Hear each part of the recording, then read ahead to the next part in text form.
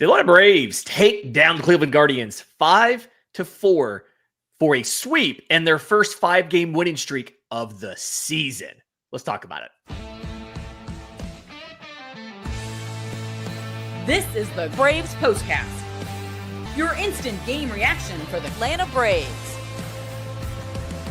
Part of the Locked On Podcast Network, your team every day. Yes, welcome on into the Braves Postcast, part of Locked On Sports Atlanta, where we cover your Atlanta sports teams each and every day. I'm your host, Lindsay Crosby, author of the Braves Today newsletter over at bravestoday.com. You can follow me on social media at Crosby Baseball. That's Jake Mastroianni, host of Locked On Braves. Follow him on social media at Shortstop Ball. Make sure you're subscribed to Locked On Braves, wherever you get your podcast. Tons of content coming from Jake this week. And the Braves win this one 5-4, Jake. And I really don't know where to start. It feels like it's an offensive conversation, but we have to talk about the defense, but we have to talk about Stephen Vogt's managerial decisions, the bullpen doing well. I think the biggest thing, big picture before we get into the details, it is on August 17th, and the Atlanta Braves, for the first time this year, won 5 straight games. Kind of feels a little not real that it took this long to do it. I know I want to be happy, Lindsay, and I am. It's fun to watch my team play this well, but it just, the more they win, the more frustrated it makes you that they just threw away the first half of this season, because we see how special and how good this team can be. I mean, it was a complete weekend. You had good pitching at times. You had great offense at times. You had great bullpen. I mean, they won in different ways in the series. They won a close game. They won I wouldn't say this was a shootout on Sunday, but there was some back and forth offensively in it, and they had a blowout. So, I mean, they were able to win in different ways, and it's exciting because I want to watch my team win and play well, but it's also at the same time just very frustrating. And I kept saying for a while, this team will get on a run. They'll finally get on a run. Well, they are, but it's the middle of August and you're still 10 games out of a playoff spot. But yeah, it's good to see it happening, but there's also still that little bit of frustration too. Yeah, I think the bigger thing here is my expectations now, I think, have changed a little bit, but it's still like catch the Marlins. You're now down to 3 games out of 3.5 and get to 500. Like, it feels like that's maybe something you could legitimately do versus trying to make the postseason. Because again, you're not eliminated. You're not mathematically out, but it's like I saw a 0.3% chance on Fangraphs. But to your point, if you play as well as you have in the last couple of days, win all the different ways that you've won, you could do it. This one here, you're actually get down 4-1. Some bad defense by Atlanta in the outfield. Ronald Acuna Jr. misses a catch. Jurickson Profar misses a catch, but you get the clutch hits. Jurickson Profar redeems himself with a 2-run homer. And I want to talk about that 8th inning because, and not because we are on opposite sides of this, but because this is the turning point of the game, right? Pierce Johnson comes in to replace Dylan Lee and very clearly does not have control of the curveball, right? First 9 pitches, he walks both Nolan Jones and Angel Martinez. So 2 on, no outs. What does Stephen Vogt do? He asks Stephen Kwan to bunt. On the very first pitch, what happens? Stephen Kwan gets a ball. He bunts a pop out to third, and from that point on, ground out, fly out, inning over. I am the one who says never bunt. You are the one that says bunting has a place in the game. Defend that decision for me, because it doesn't. I feel like Atlanta got a gift from Stephen Vogt because Stephen Kwan's been the best hitter in the series for the Guardians, and they took the bat out of his hands. Yeah, there is no defense of that decision there from Stephen Vogt. Your best hitter's at the plate. You got a pitcher that obviously can't find the strike zone, and you help him out by not just giving a free out because you gave him a free out and nothing happened. Yeah, I mean, when you're sack bunting, you're technically, giving the other team a free out. Although I've seen many defenses in the way that defense was happening on Sunday, that ball's probably going to end up in right field. You try to put a bunt down. I mean, this was a pretty ugly game. Just visually, There was a lot of things going wrong. You had a pop up on the infield that just landed in the middle of everybody, sun aided, helping Michael Harris try to get to that multi-hit streak. But I mean, There's just no defense, though, of that. Yeah. Stephen Kwan's been your one good hitter. You got a pitcher on the ropes. You at the very least, I think, have to take a strike in that situation before you would even think about that. Just a bad call, and it really helped the Braves out because Pierce Johnson was struggling mightily. And next thing you know, you get that pop out, like you said, and you're out of that inning. So, yeah, bad call there by Stephen Vogt. Yeah, it's. I mean, again, 15 hits for Cleveland in the series. Stephen Kwan had 6 of them. I kind of let him swing the bat maybe once or twice before I do something like that. But either way, just definitely a gift for Atlanta. And that's, to your point, ugly game all around from everybody defensively. Atlanta got charged with 1 error on Jurickson Profar. The Guardians got charged with 2 on Angel Martinez, 1 fielding, 1 throwing. But to your point, quite a few other plays would have been errors had somebody touched them. The pop-up from Michael Harris, that ball's the first baseman's ball. Ardo just misses that. But outside of that, Atlanta gets a couple hits. Ozzie Albies has an RBI with 2 outs. But they go 2 for 3 with runners in scoring position. They left 10 on base. And yet, despite that, I don't necessarily feel like it was a bad offensive game. They only walked 4 times. They struck out 12. I know you hate those numbers.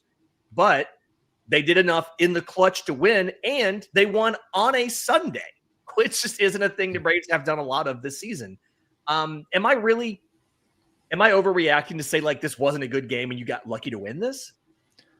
I mean, 10 hits, obviously. I mean, I know some of them probably a little bit sun-aided or what have you, but you get 10 hits and 4 walks. I mean, that's a really good job offensively. Only the 2 extra base hits, though. You had the double by Nacho and the home run by Profar, which was a big one. You only get a couple of hits with runners in scoring position, 2 for 13. Again, that's better than 1 for 13, but right. you'd rather see another hit or 2 in there. So they could have done more, but I mean, you're not going to complain about 5 runs, especially with what we witnessed in the first half of the season. But there certainly was opportunity to do more. The 12 strikeouts, like you mentioned, I don't love that. And that probably leads to, why there wasn't more done in this, but you got it done. I mean, and that's what this offense has continued to do, is just come up with those big clutch hits when you need them. And to be able to put some runs on the board. So like I said, after what we witnessed, all of last year and the first half of this year, I'm not going to complain about 5 runs on 10 hits, but it does feel like they left some on the field there. There you go. All right. When we come back, I want to talk about Erick Fedde because I think Atlanta has a decision to make with him similar to what they made with Carlos Carrasco. We'll do that next right here on the Braves Postcast. This episode's brought to you by Prize Picks, a daily fantasy platform that lets you turn your football predictions into real rewards. NFL preseason's already heating up. College football's not far behind. And then obviously, baseball's been going on for a while and still has a month and a half of the regular season left. Whether you've got your eye on big-name quarterbacks or breakout running backs, Prize Picks makes it easy to get into the game because Prize Picks is simple to play. Just pick more or less on 2 to 6 stat projections. If you get your picks right, you can cash in and win up to 2,000 times your money.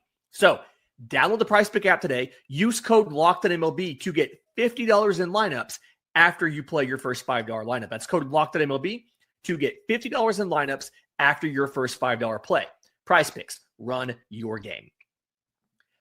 Today's episode is also brought to you by our friends at FanDuel. August 26th is officially FanDuel Futures Day, a brand new holiday for football fans who live for bold predictions and preseason hunches. For just 24 hours, FanDuel is giving you deals on NFL season predictions. So whether you're calling your MVP, eyeing a long shot division winner, or you're just ready to crown your Super Bowl champ before week 1 even kicks off, this is your moment. So visit the FanDuel app today and start planning your futures bets now because Futures Day is one day and one day only, August 26th.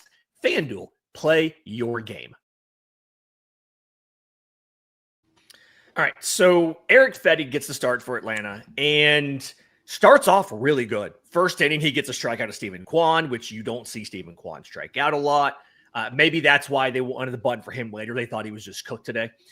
He later gets Jose Ramirez to strike out. 2 guys, very hard to strike out. But from that point on, he can't quite recapture that magic the rest of the outing. 4 innings, 6 hits, 4 runs, 3 walks to 5 strikeouts. He does give up a stolen base. He gives up two doubles and a triple, no homers. Cleveland doesn't hit a ton of those, but gives up plenty of extra base hits. And when you kind of dig into what he did, right, it was only 2 hard hit balls, and which is kind of amazing there. But it just looked like, I mean, he only got 7 whiffs, 26% CSW. He wasn't really fooling guys out there. And he kind of threw everything pretty similarly. Sinker, changeup, sweeper, cutter, just trying to vary things up in what he was doing for the Guardians, and he wasn't really fooling them. We had a question come in during the break. So somebody here on the live chat. Do you guys agree with cutting Eric Fetty the same way that they did with Carlos Carrasco? I personally think it's a little bit early, but you do have to wonder how much longer does Eric Fetty have with the Atlanta Braves as guys continue to get healthy.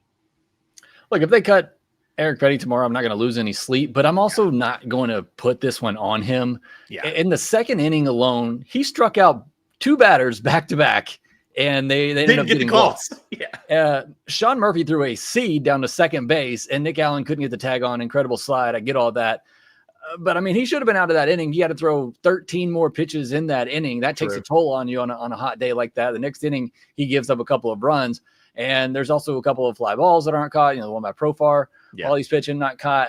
The umpire just behind the plate was awful today. I haven't complained about home plate umpires in a while, maybe because the games really haven't mattered quite as much. But this one today was pretty awful. It cost Eric Fetty a couple of strikeouts in this one. So I'm not ready to say this is the start where you say, okay, we definitely need to DFA him. Again, if they did it tomorrow, I'm not going to lose any sleep over it, as he's not part of this future. But I thought he threw the ball pretty well. Through that cutter, he had 5 whiffs on 11 swings against that cutter. But it does seem there's inconsistency with it. There's times he'd throw a good cutter or a good sweeper, and then the next time he'd throw it, it'd back up on him. There was a lot of lefties that they had in the lineup today too, so he's trying to bury that in on those left-handed hitters, and sometimes a lot of times it was backing up on him and leaving it out over the plate. So again, I'm not here to say that Eric Fetty is great or anything, but this is not the start where I can sit here to say, oh, you got to definitely DFA him today. The lot didn't go his way, and he should have had a much better outcome than what he had. Yeah, and I do think that you're not at the point of bringing Chris Sale back for his next start. He did pitch today in Gwinnett, 4 innings, 3 hits, 1 run, 1 walk to 4 strikeouts. Only threw 56 pitches, 6 whiffs and 27 swings. His fastball averaged about 93.8, so like just over a mile an hour lower than what it was this season. So I do think he probably gets at least one more rehab start, which means Fetty, if nothing else, gets at least one more start before they have to make some sort of decision there. But just, it was a little frustrating to see how that broke out, but you could see the perks of the bullpen usage over the weekend and how Atlanta didn't have to throw a ton of extra innings out of their pen. With this one, Aaron Bummer takes 2, and then they're able to go Dylan Lee, Pierce Johnson, Raisel Iglesias. And I don't have the updated number from after the game, but when Raisel Iglesias came into the game, FanDuel Sports Network had a great stat on the screen. For Iglesias, Lee, and Johnson, through today's 8th inning, since June 8th, they've thrown 77 2/3 innings with a 1.85 ERA. Like, for as bad as we think the bullpen has been this year, since the midpoint of the summer, the bullpen's been much better. The offense is now much better. And the pitching staff's really only being held back by injuries. And it kind of makes you feel, I've said this now, I think almost every single day we've done this, but it makes you feel better about the potential to get back into contention in 2026, even if you don't make a ton of moves to add to the roster over the offseason. I think you should. But you got to feel good because Iglesias, while he might or might not be back, Lee is back, Pierce Johnson's expected to be back, and those guys have been really, really good down the stretch. Yeah, and I forget what the date you gave or the start date of that, but Dylan Lee had a pretty bad July. Dylan Lee was awful in July, so a lot of that's been Pierce Johnson and Raisel Iglesias. I mean, they're good arms. They certainly are. It shouldn't stop you from going out and getting another arm or two just to solidify it and give you more depth in the bullpen. You can replace the Hunter Strattons of the world and guys like that. But yeah, they've been great. And again, as I started out this postcast talking about, it's happy. I'm glad to see them play well. It's also just very frustrating because this was the team we all thought we were going to get coming into the season. and it's just too little, too late, unfortunately. But yeah, I mean, we're getting to see a glimpse of what they could be if they. And again, I don't think they should run it back next year. I do think there need to be some big changes, but Agreed. You definitely have the pieces in the core, I guess is the ultimate way to look at this towards the end of the season. The core is still there and the core can still get it done, but it shouldn't make you say, okay, we don't need to do anything for next year. Right. Yeah. The goal is, I think at best, get back to 500 and feel good about the base that you have to work off of in the offseason with all your additions. Shameless plug. Tomorrow's newsletter over on BravesToday.com, we're talking about how much money Atlanta is going to have available based on all the contracts and all that stuff. So check that out again, BravesToday.com. All right. So real quick, this series here coming up with the White Sox, you're back at home. There's a possibility you get Austin Riley back. And the pitching matchups for this one, Yoendris Gomez versus Spencer Strider on Monday. That's going to be a fun one. Shane Smith versus Bryce Elder, and Aaron Savali versus Herson Waldrop on Wednesday. I strangely feel good about this, and I don't know if that's just I've been desperate for the Braves to win some games, but I feel strangely good about you get a team that is, while they've been better recently, the White Sox are still 44-79. You get all three starters have ERAs in the 4s or worse, and they've not pitched that well recently. Feels like this could be another continuation here. Everybody's continuing their hot streaks except for Michael Harris, who lost that multi-hit game streak, which is kind of disappointing. Last question I had for you, though. Players Weekend is now done for Atlanta. Did you like the bats? Did you not like the bats? I'm indifferent. I don't really care. I'm not really a uniform person. I don't care what bat you're using as long as it works. I mean, it's fun. I certainly don't have any angst against it, but okay. I could do without it. I am going to say the little Einstein's bat needs to never come back. It was 0 for 3 this week. I don't even know what that is. I'll be honest. I don't know. It's a kid's show. You have kids. I don't know how you don't know little Einsteins. Yeah, we don't want. It's also terrible. Yeah. The Curious George bat went 1 for 2 with a homer. The FanDuel Sports Network had the greatest visual aid they've ever had, where they went through all of Michael Harris's bats with the different production stats for the bats in this series. Scooby-Doo was 1 for 2 with a double. Mario was 1 for 2 with a single. Fantastic work. I put it on social media if you want to go see it. All right. Again, Braves take this one 5-4. They win the series. This is their first 5-game winning streak of the year. So I absolutely love that.